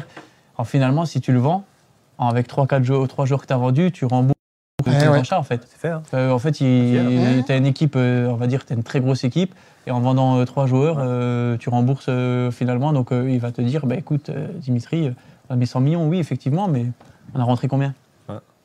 Alors c'est difficile de dire, parce qu'on ne connaît pas tous ces joueurs encore, si le Racing est meilleur cette année que la saison dernière. C'est l'objectif clairement affiché par la direction du club, par l'entraîneur et par le staff plus globalement. Question évidemment pas évidente, mais que j'aimerais vous poser quand même. Est-ce que vous considérez cet effectif mieux taillé que celui de la saison dernière? Tu me poses vraiment les questions pièges à moi. Toujours. Et je commence toujours Non, par toi. Ouais, non, En général, c'est moi qui commence. Bon, prends un peu la main, là. Ce qui est cool, c'est l'année dernière, il y a 2 ans, on avait un gros souci, c'était l'effectif. On n'avait pas de banc. Cette année, ce qui est bien, c'est que quasiment tous les postes sont doublés, ou tous les postes sont doublés. Doublé, Là, pour le triplé. coup, après, en termes de qualité, on ne sait pas. Il y a plein de joueurs qui sont arrivés, d'autres joueurs qui sont là quand même depuis des semaines qu'on n'a pas encore vus, qu'on ne peut pas juger, comme Idele, qui était... Oyedele, là. Oyedele. On a vu un petit peu la semaine dernière. Ouais, mais c'est pareil, ce sont des joueurs qui sentent le foot. En tout cas, ça, sur les quelques actions, ça donne envie de les découvrir. Mais on peut pas tirer un bilan de quelques minutes sur des matchs. Moi, j'attends de voir, mais ce qui est vraiment cool, c'est qu'il y a un effectif et qui permet de tourner. Et on l'a vu contre Monaco. Quand tu sais que tu joues quand même une équipe qui joue la Ligue des Champions, qu'à la 60e, tu perds, au 50e, tu perds encore 2-0, que tu fais rentrer du sang frais et que les remplaçants font la différence en enlevant même Bakwa, les autres, ils ont tous montré quelque chose. Ouais, c'est encourageant. C'est vraiment encourageant. Moi, perso, ça me plaît. Et si on veut jouer plus haut, et notamment la Ligue 1, parce qu'on en parlait la semaine dernière, ok, il y a la Coupe d'Europe, et Dimitri l'a aussi dit tout à l'heure, le plus dur, ça va être effectivement la Coupe d'Europe, mais de rebondir le week-end qui suit pour pouvoir assurer le match et pas perdre, comme l'a fait Nice l'année dernière, tous ces matchs après la Coupe d'Europe. Parce que sinon, tu n'as rien gagné, quoi. Cédric Kanté, qui était à ta place vendredi dernier, nous disait que c'était important de garder en tête pour le Racing, de bien figurer en championnat, même s'il y a la saison régulière de Ligue Conférence à disputer. Julien, ton avis là-dessus? En termes de qualité, on ne sait pas, parce que c'est encore trop juste, mais enfin, on a des certitudes quand même. En termes de quantité, oui, on est beaucoup plus armé, puisque les postes sont doublés, triplés. Et ce qu'on voit aujourd'hui, depuis le début de saison, ça ne fait que s'améliorer, et surtout, ton banc de touche est décisif à chaque fois. Et ça, c'est le gros changement, sachant que tu as encore des gars qui sont... Et Méga, il n'est pas venu, il était blessé, il fait des déplacements en plus. Tu as un Doué qui est en train de revenir, il y a quand même encore des garçons qui vont émerger. Je pense qu'intrinsèquement, tu es plus fort que l'année dernière. Maintenant, on aura la réponse, je pense, pas avant octobre-novembre, le temps qu'on aura fait des vraies rotations et qu'on aura vu tout le monde. Mais je vois mal le Racing s'être trompé sur autant de joueurs. Mohamed. Alors en quantité, oui, forcément, on est mieux armé. Maintenant, c'est trop tôt pour le dire, beaucoup trop tôt. Le facteur X, pour moi, ça restera Bakwa. Parce qu'aujourd'hui, attention, on a Emega devant. Il faut oublier qu'Emega est quand même fragile. L'année dernière, on l'a perdu pendant pas mal de matchs. Tu perds Emega cette année, tu perds Bakwa, il te reste qui devant? Mara est parti. Pas encore. Quasiment fait. Je suis désolé, mais t'es quand même de nouveau restreint. Ouais, Panicelli, il fait le taf. Hein. Oui, il fait le taf, mais dans son registre. Du coup, t'as pas de solution. T'as rien de derrière. Et tu restes sur la stat, tous les matchs sans Emega, c'est une défaite. Et c'est encore le cas là. Et c'est encore le cas là. Donc, on vrai, ça. on n'est pas à l'abri d'une blessure d'Emega de nouveau pendant 2-3 mois. Et derrière, tu fais quoi? Attention, Palincelli, pour moi, c'est un très bon joueur. Hein. C'est un joueur d'avenir, c'est un joueur que j'adore. Mais par contre, on n'a pas de solution. Bah, écoutez, vous avez résumé beaucoup de choses. Maintenant, la seule certitude qu'on a, c'est que si avant le début de saison, on nous avait dit qu'on se qualifierait pour la Coupe d'Europe, pas facilement, mais sur les 2 matchs, comme l'a dit Cédric l'autre jour, il n'y a pas eu photo. Si on nous avait dit qu'en championnat, on ferait 2 sur 3, en allant à Monaco, en se faisant pas voler, mais en se faisant un peu, des buts un peu, comme l'a dit le coach, où j'aurais été vraiment frustré, rageant, comme tu l'as dit Julien au début. Mais une défaite, alors c'est jamais une défaite encourageante. Enfin, je pense qu'on aurait tous signé, parce qu'il faut pas oublier que, encore une fois, à 2-2, moi j'étais plus proche du 3-2 de Strasbourg. Enfin, Paez qui rate 2 grosses situations là, 2 grosses actions. Je vais pas écorcher le Samuel Amoameyo. Exactement. Qui rentre un moment, qui frappe alors qu'il peut décaler une petite passe sortie. Les deux. 6 mètres but. On est d'accord, Julien. Donc tu perds 3-2 à Monaco. Enfin, franchement, je pense que voilà, il n'y a pas de drame. C'est un début de saison très réussi, voire plus que réussi. On aurait tous signé. Et je pense que voilà, pour dire si on est plus fort ou moins fort, aujourd'hui, tu fais un début de saison pratiquement parfait. Et voilà, on attendra encore quelques matchs. On va attendre de voir si Bakwa part, comme tu l'as dit, Momo. Et puis, on fera le point dans 5-6 journées. Mais je nous vois solide, très très solide par rapport aux autres équipes aussi. Je nous vois très très solide pour le championnat. Faut quand même pas oublier que tu joues Monaco, ils m'ont impressionné quand même. Ah oui, bien sûr. La première mi-temps, franchement, c'est pour moi, Monaco, c'est au-dessus. Je pense que c'est Marseille, c'est au-dessus de. Tu rentres Minamino, t'as quand même un banc de touche. Monaco, c'est dans les 3-4 premiers. Ah, c'est quasiment acquis, quoi. Je veux dire. D'accord avec toi. Donc faut pas tirer à boulet rouge non plus. Mais c'est vrai que la défaite encourageante, j'aime pas ce terme, mais je le comprends. On est d'accord. En fait, tu l'aimes pas non plus, mais on non plus quand t'es joueur, Enfin, mais bon. Non, l'entraîneur, il la voit différent. Oui. Quand t'es entraîneur, Enfin, franchement, si je suis coach hier, vu le contenu du match, honnêtement, je me fais pas de soucis pour la suite, quoi. C'est frustrant. Sauf si la barre continue comme ça. Visiblement, il était pas. Non, mais les arbitres, même, on peut aussi le carton rouge à la fin. Enfin, j'en discutais avec Momo hier sur le rouge et tout. Je dis, tu vois, Momo, je suis déçu qu'il n'y ait pas de filière d'après-carrière pour les joueurs qui ont envie. Enfin, honnêtement, les joueurs moi, ça m'aurait pas dérangé peut-être de faire arbitre. D'avoir une filière, oui, il y a Angoula, il y a Jérémy Stina devant, mais qu'il y ait une filière, tu vois bien, il y a bien une filière pour consultant, il y a bien une filière pour autre chose, mais une filière arbitre. Alors je dis pas que les arbitres, il faut être joueur, mais la plupart des coachs, ils ont été joueurs. Il y a des coachs qui n'ont pas été joueurs, mais la plupart des coachs, ils ont été joueurs, ils ont le ressenti aussi de ce qui peut se passer dans une saison quand tu es moins bien, quand tu es bien. Un joueur, il va avoir ce ressenti, le football aussi. Là, des fois, les arbitres sont en mode FBI ou en mode strict. Vous avez vu la sortie de Kenny Lala, un ancien coéquipier aussi à Brest. Je le comprends parfaitement.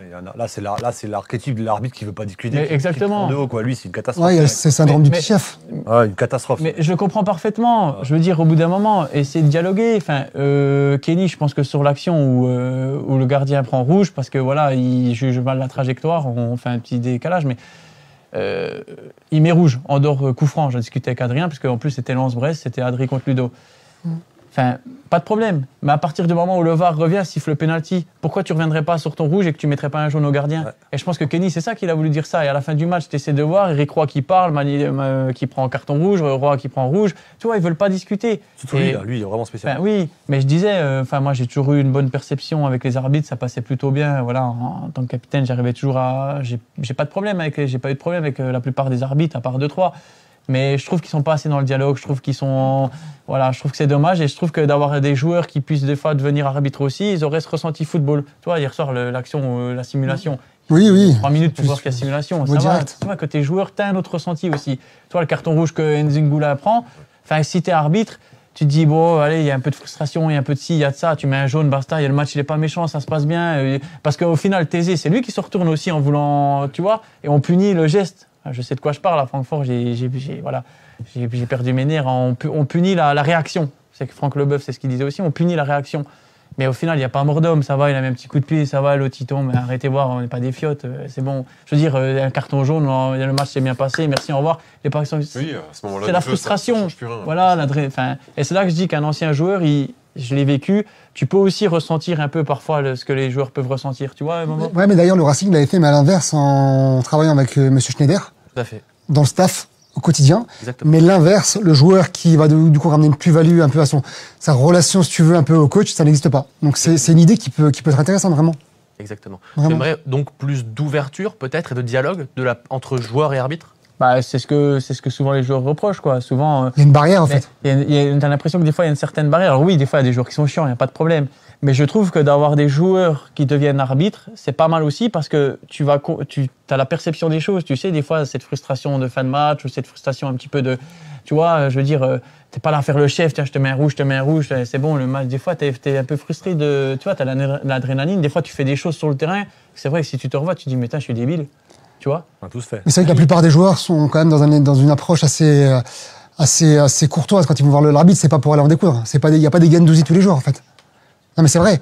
En général, les joueurs qui vont voir l'arbitre, c'est pour avoir une explication. Tu peux l'expliquer, tu peux mettre les formes, mais ça reste. Capitaine, tu peux même plus. Ouais, mettre la main sur le bras de l'arbitre, c'est fini. Enfin, je trouve que c'est dommage parce qu'on casse un peu cette relation humaine. Ils ont trop de codes, ils ont trop de. C'est trop matrixé. Stéréotypé. Franchement, alors qu'un arbitre qui va dialoguer bien. Moi, j'ai pas mal d'amis dans les arbitres aussi, qui ont grandi aussi en même temps que moi dans les divisions. Ça s'est souvent plutôt bien passé. Je trouve qu'il n'y a rien de mieux de pouvoir avoir des échanges. Alors, tu vas pas venir râler tous les 2 minutes. Mais tu vois, tu as le droit de dire à un arbitre après un match, des fois on n'est pas bon nous, mais ça m'est déjà arrivé de dire à un arbitre, tu as été mauvais aujourd'hui, je suis désolé, je te le dis, tu vois, et tu vas pas me mettre un rouge pour ça, je sais pas, je t'ai pas tué, tu as le droit de te dire, voilà, tu as été mauvais, voilà, c'est tout, comme je peux être mauvais, mais il y a des arbitres qui vont te regarder avec les gros yeux, partez monsieur Lénard, je vous mets un rouge, ça va, chef Cruchot, calme-toi, c'est vrai. C'est clair. Ah ouais, on sent que tu aurais voulu que certaines situations se passent autrement. Non, mais même pour des coéquipiers encore sur le terrain, même pour l'approche des matchs, même pour le spectacle, pour tout, on fait le même métier, quoi. C'est dommage. C'est dommage. On veut tous la même chose, que le match se déroule bien. Je comprends la frustration de Kenny quand j'ai lu ses propos, tout ça, où parfois certains arbitres ils exagèrent de leur pouvoir. Voilà, tout simplement. Est-ce qu'il y a des cours de psychologie dans la formation d'un arbitre aujourd'hui? C'est la bonne question. Ouais, je pense que oui. Mais chaque début de saison, justement, ils parlent de ce que tu as dit. Ils essayent de vanter un peu les nouvelles formations des arbitres. Et première journée ou deuxième journée, bam. Après, Boris, je dis pas que c'est facile de devenir arbitre, attention, loin de là. Mais je trouve que c'est dommage qu'il n'y ait pas ce côté. Mais je pense qu'il y a l'arbitre avec les règles, avec le règlement, et il y a l'arbitre avec la perception qu'il a de la vie, en fait, de l'humain, tout simplement. Parce que Momo Eric Vatelier, par exemple, un match contre Monaco chez nous, je me souviens que, tu vois, c'est complètement débile. J'avais eu des crampes à la 75e, 80e, Kevin Gamero sort, on l'a l'image en plus, je m'en rappellerai. Kevin Gamero sort, machin, moi je suis de l'autre bout du terrain, j'ai des crampes, j'en peux plus. Eric vient, j'aurais pas dû dire son nom, mais Eric vient, me fait la crampe. À la fin du match, il vient me voir, il me dit, là, 15 jours après, quand il m'arbitre, il me dit, tu sais que j'ai perdu 1 point. Parce que j'ai pas le droit de toucher le joueur. Oui, j'ai pas le droit de toucher le joueur à la base. Ah, tu vois. Alors que c'était. C'est lui qui a fait Brest-Lens, non? Non, c'est pas lui, c'est.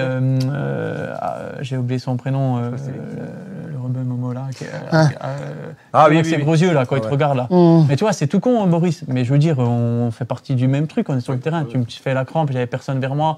Enfin, tu vois, il se fait pénaliser parce qu'il a pas le touché. Mais tu vois, je trouve ça bête. Il n'y a rien de mal. En attendant qu'un coéquipier arrive, il m'a fait la crampe, voilà, c'est plutôt. Voilà, enfin bref, c'était la parenthèse. C'est vraiment une question de dosage, hein, parce que Colina le faisait à merveille, tu vois. Ouais. Il était très respecté parce qu'il était autoritaire, mais en même temps, il savait doser, en fait. C'est une question de dosage. Et ça, aujourd'hui, les arbitres français, notamment, ont encore du mal à le faire. Mais Colina, pour moi, c'était l'exemple de l'arbitrage. Mais par contre, autoritaire quand il fallait. Tu vois. Regardez, pardon, monsieur. Ouais, il y a une espèce de charisme il y a un truc qui se dégageait.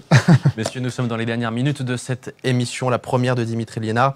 Évoquons le prochain match du Racing. Alors, on a un peu de répit, 2 semaines sans Ligue 1, ça va nous manquer, mais il y a cette trêve internationale de septembre. Strasbourg retrouvera Le Havre à la Méno pour la reprise le 14 septembre, dans plusieurs semaines, dans 2 semaines. Strasbourg-Le Havre à la Méno, bon souvenir. Ça va rappeler des souvenirs. C'est le match catastrophe de l'année dernière. C'est le dernier d'ailleurs, je crois. Le dernier, dans le temps additionnel. C'était Angers, Havre, c'était ça les 2 derniers. Abdoulaye Touré, Panenka sur penalty. Et Lyon passe Strasbourg au classement. Voilà. Ouais, c'est pas un très bon souvenir. Ils viennent de taper Nice 3-1 là. Tout à fait. Ouais. Première victoire de la saison. Mais Le Havre, moi le problème avec ces équipes comme Le Havre, c'est qu'on les regarde jamais, quoi. Je regarde jamais. Je sais pas, je connais pas le niveau de Le Havre. Après, je connais le niveau du Racing. C'est la Méno, ça doit passer. Il y a même pas débat. Mais voilà, j'espère qu'on récupère Emega d'ici là. Tu vas récupérer peut-être Doué, moi je sais pas où il en est. On le saura dans 27 minutes, messieurs, si Doué est resté, si Bakoua est resté. Non, son état par rapport à sa santé. En termes de santé, Doué sur la reprise. Ça fait longtemps qu'on dit ça, je le sais, mais il va bien et on est sur le bon chemin. La trêve va faire du bien. Je pense que c'est une bonne chose déjà pour faire jouer tout le monde. Parce que je pense que là, on a eu un cumul de matchs. Il y a moins d'entraînements aussi. On en discutait l'autre jour avec les matchs. Forcément, le jeudi, tu as des entraînements qui sautent. Ça permet aussi d'avoir booster un peu, je pense, le côté esprit d'équipe, que tout le monde apprenne à se connaître. Il y a encore deux nouveaux joueurs qui sont arrivés. Donc je pense que c'est une bonne chose, les 15 jours, pour refaire un peu de... Je ne sais pas s'il y aura du foncier à faire, parce que certains en ont besoin, je pense, et sont en manque de jeu. À mon avis, il y a un match amical qui va être placé. Non. Moi, j'aurais préféré que ça joue, en fait. Hein. Honnêtement, j'aime pas ces trêves de 10 Ouais, mais elle peut faire du bien au Racing quand même. Elle peut quand même faire du bien, parce que hormis le match de Monaco, on sentait que le Racing était encore un peu en rodage. Il y a quand même beaucoup de nouveaux. Comment on vit ces trêves? Moi, j'aime pas ça. Tactiquement, il y a quand même beaucoup de choses à changer. Après, tu récupères quand même des blessés. Mais si tu veux mettre en place ton fond de jeu, etc., c'est sur le terrain que ça se passe. C'est pour ça que je pense qu'il y aura peut-être un match amical. Et ils l'ont fait, il me semble, l'année dernière sur une ou deux trêves en début de saison. Après, Boris, les matchs amicaux, franchement, alors ils sont jeunes. En discutant avec les anciens aussi, les matchs amicaux, ça ressemble à rien, honnêtement. Quand tu arrives à 28, 30 ans, bon là, il n'y a pas de problème, mais c'est que des jeunes. Mais ça ressemble pas à grand-chose, honnêtement. Mais ils partent en sélection, là. Oui, mais là, je pense que tu as quand même pas mal de joueurs en sélection aujourd'hui. Je pense que à notre époque, on te laisse un week-end, c'était plus tranquille, tu vas souffler un petit peu avec la famille, les copains, les trucs, tu souffles, tu récupères, le coach, il t'embête pas. Parce que les matchs amicaux, les pré-saisons, oui, on va dire que tu te prépares pour la saison. Mais en pleine saison, moi, je pense que je rejoins plus Julien. Je pense que si je suis dans la tête de Liam Rosenior aujourd'hui, j'aurais qu'une envie, c'est qu'il y ait le championnat. Parce qu'après une défaite comme ça, où tu étais frustré, alors ça va faire du bien pour récupérer un peu tout le monde, comme tu le dis. Mais je pense qu'il est mitigé, parce que je pense qu'il aurait préféré que ça joue. Après la prestation que tu viens de fournir, alors ils ont enchaîné les matchs, mais ils ont l'effectif pour. Je pense qu'il aurait préféré que ça joue. Honnêtement, après. Mais tu reprends à la Méno contre le Havre, tu te dis bon. Oui. On s'est dit l'année dernière, on joue contre le Havre à la Méno, on finit la saison, on est européen. Il y avait de l'enjeu, c'est bien, voilà, bien sûr. Et tu vois, pour revenir sur Bakoua, c'est ça qui peut faire du bien au Racing aussi s'il le garde, c'est que là, on a joué Monaco au match ouvert, donc ça partait un peu dans tous les sens, c'était un match très plaisant à regarder. Même le Havre. Par contre, quand tu as des équipes qui ferment, comme tu l'avais dit, c'est quand même plus compliqué. Tu vois, Brøndby à l'aller, même si on les domine archi. Mais c'est Nantes. Non, tout ça, c'était quand même plus compliqué. De toute façon, on jouait face à un bloc bas. Souvent, le PSG, on critiquait Paris à l'époque. Mais dis-toi que c'est 36 journées où ils jouaient comme des équipes bloc bas pratiquement. Il faut toujours la bonne passe, il ne faut pas se tromper, il faut toujours travailler à l'usure. Ouais. C'est chiant ce genre de match. Alors le Havre, comme tu le dis, je pense qu'ils vont venir avec bloc bas, ma foi. Et donc voilà, c'est pour ça que je pense que... De toute façon, combien d'équipes vont venir ouvrir le jeu à la Méno? Paris, Monaco, Lyon, et après Lille. Même Marseille-Lille, ouais, 5. On va avoir que des équipes fermées, des blocs bas. De toute façon, ça va être ça toute la saison. Mais c'est vrai que ça, c'est chiant, quoi, parce que tu débloques Nantes sur l'entrée de Bakoua. Avant ça, c'est compliqué. Metz, c'est pas facile non plus. Donc, ouais, c'est pas le genre de match qu'on aime bien. Strasbourg, c'est plus l'effet de surprise cette année. On fait peur. Ils sont attendus, mais clairement. Ça fait peur, moi, j'en suis sûr. Clairement. Une des traditions de cette émission, tu vas en prendre l'habitude. Alors, elle est bien fondée ou pas, mais c'est une tradition, c'est de donner un pronostic. 15 jours avant. Même 15 jours avant, sur le prochain match. Puisque la semaine dernière, Nous sommes de retour sur le plateau du Club 1906. Petite coupure, mais on allait bientôt finir. Est-ce qu'on a entendu ton pronostic, Dimitri? j'ai dit, vu qu'on est une équipe joueuse, 3-1 pour le Racing. 3-1 pour le Racing Club de Strasbourg. Messieurs, on arrive. Ouais. Toi, tu as toujours le bon rôle. Il faut le relancer. Le pronostic, le gars. Goûte-toi un peu. J'ai toujours quoi, t'as dit? T'as le bon rôle, tu donnes jamais ton pronostic, toi. C'est quoi ton pronostic? 1-0. Match fermé. C'est efficace, on prend. Match fermé. Mais pour finir, Dorian, si on veut figurer en Ligue des Champions, ça sera ce genre de match où il ne faudra pas se déchirer. Tout simplement. Quels doivent être les objectifs du Racing pour toi cette saison? Bien figurer en Ligue Conférence, top 4 en Ligue des Champions. Ils disent qu'ils veulent faire mieux. Alors, mieux que la Conference League, c'est l'Europa League. Ouais. Et je ne sais pas si vous vous souvenez, cette année, ils ont fait une grosse saison. Ils ont fini 6, 7. L'année, nous, on finit 6, on ne fait rien du tout. Ouais, c'est vrai. Je ne sais pas si vous vous souvenez, on finit 6 avec nos moyens. 63 points. Oui, exactement. Mais je pense que s'ils veulent faire mieux, je pense qu'ils voudront aller au moins se qualifier. La Conference League, j'en parle pas. Ils vont se qualifier les doigts dans le nez pour moi. Et je les vois aller au moins en quart, en Conference League, une fois qu'ils rencontreront des vraies équipes de football, sans dénigrer les équipes que j'ai pu jouer avec Sochaux en match de préparation au niveau national.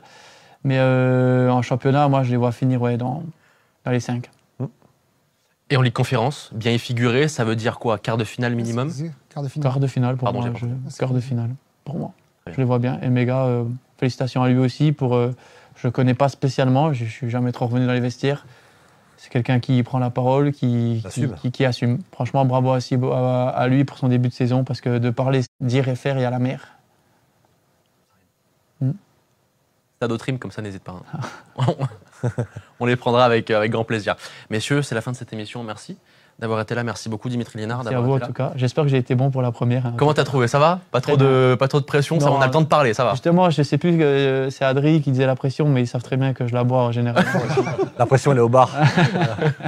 Au 90+4 d'ailleurs. J'espère qu'elle est bonne, la bière. Pourquoi ça s'appelle comme ça d'ailleurs? Tiens donc. C'est quoi? 90+4. Ah, tu sais pas, t'étais trop jeune. J'étais trop jeune en 2018. C'est ça, ouais. Si tu veux prendre de pression, tu viens chez moi. Ouais. Bon, alors, on ne te garantit pas d'avoir des messages d'anciens coéquipiers à chaque fois que tu viens. Hein. Non, c'est très bien. Ouais. Écoutez, on est là avec l'équipe pour débriefer les matchs et j'espère que ça s'est bien passé pour vous aussi. Hein, un nouveau coéquipier dans une équipe. T'as pas été trop mauvais, ça va. Un nouveau coéquipier dans une équipe, c'est oui. aussi... faut aussi se faire sa place tranquillement, même si là, on n'est pas sur le terrain, mais voilà. En tout cas, ça a été un plaisir pour moi, un plaisir partagé. C'était la rentrée des enfants aujourd'hui. Moi, c'était ma rentrée avec vous. J'étais pressé. C'est hyper intéressant d'avoir un regard différent du nôtre, surtout. Bien sûr. Quelqu'un qui était dans le vestiaire, qui a joué au Racing, qui a fait ses classes, qui a tout vécu, tu l'as dit en préambule d'ailleurs. Aujourd'hui, pour nous, c'est que du positif et on en ressort tous grandis, ce genre d'émission. Certes. Je n'ai pas relevé tous les commentaires parce qu'il y en a beaucoup. Il y a un paquet. Ouais. Mais on prendra le temps à tête reposée de tous les lire. Tranquille. Mais en tout cas, beaucoup étaient ravis de te voir, la majorité bien sûr, qui étaient ravis de te voir et qui sont déjà impatients de la prochaine. Voilà, donc tu reviens quand tu veux, Dimitri. On va passer quelques émissions avec ensemble cette saison. Merci beaucoup, les amis. Boris, toi, tu as une échéance sportive très importante à venir, donc tu seras peut-être absent sur la prochaine émission. Le prochain lundi, je ne serai pas là, effectivement. Et je ne verrai pas le match face au Havre. Le 14 septembre. Le 14, ouais. Qu'est-ce que tu vas faire encore?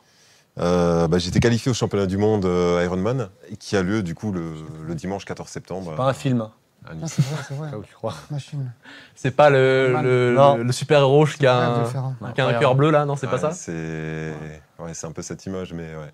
Donc c'est dimanche, le dimanche 14 septembre. Donc pour une fois, c'est en France. Enfin, en 2023, c'était déjà en France. En 2025, ils vont le relancer cette année à nouveau en France avant que ça reparte à Hawaï. Et je tiens d'ailleurs à faire un petit coucou à Nathan Gerber, qui est un triathlète pro alsacien de Truchtersheim, qui a été qualifié aussi pour les championnats du monde, qui a fait deuxième de l'Ironman de Leeds en Angleterre et qui, pour moi, peut nous ramener une petite... Boris, un Ironman, redis voir les kilomètres, tout ça, la nage. Alors, tu as 3 km 8 de nage, 180 de vélo et un marathon 42,2 course à pied. Bravo. J'ai encore du taf, là. C'est que ça à foutre, quoi. Bravo. Ouais. Chapeau, franchement. Après, chacun son truc. Hein. Ouais, Par exemple, le trail, je peux pas. Oui, bien sûr, mais Bravo. les forces, pas la Non, même. mais c'est énorme. C'est énorme d'être bon en 3 sports déjà. C'est quelque chose de... Moi, ce qui me fait le plus peur, personnellement, c'est les 3 km 8 de natation. Pareil, moi aussi. Tout le monde pense à ça, mais en fait, c'est la partie la plus courte de l'ensemble quand on vrai, regarde. c'est vrai. Un Iron, maintenant, je vais les tourner entre 9h et 9h30. Ouf. Ah ouais. Et en fait, la natation, c'est qu'une heure Ouais, je sur sais. les 9h. Donc, proportionnellement, c'est quelque chose qui... Là, tu parles d'un niveau championnat du monde, hein, 9h. Après, à Nice, ça va pas être la même parce que tu as 2400 de dénivelé. Donc, on va plus tourner moi, sur les 10h30, 11h. Moi, je fais 2000 mètres en 1 heure à la piscine. Normal déjà. Non, c'est bien. Mais pour faire. Toi, tu vas taper 3008 en 1 heure, là. 1 heure. Palme. Sans palme. Après l'Ironman, on pourrait en faire. Sans tuba. Ouais. Après l'Iron, on organisera des sorties vélo. Des sorties cool, je te des promets. crassages. Non, ça va être des sorties cool. Le Stade Odile, c'est des crassages pour toi.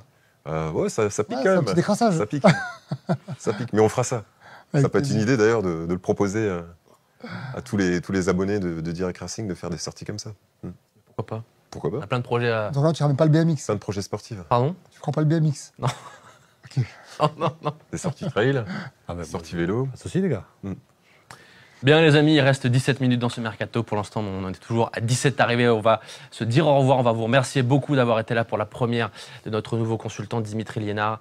Boris, Julien, Mohamed, Dimitri, Héloïse Franchy aux photos, Florian Fischer et Elliot Inger aux manettes de cette émission. Merci beaucoup à toutes et tous d'avoir été là. C'est la fin de ce Club 1906. On se retrouve donc lundi 15 septembre pour le débrief de Strasbourg-Le Havre. D'ici là, bonne soirée et à bientôt. Salut.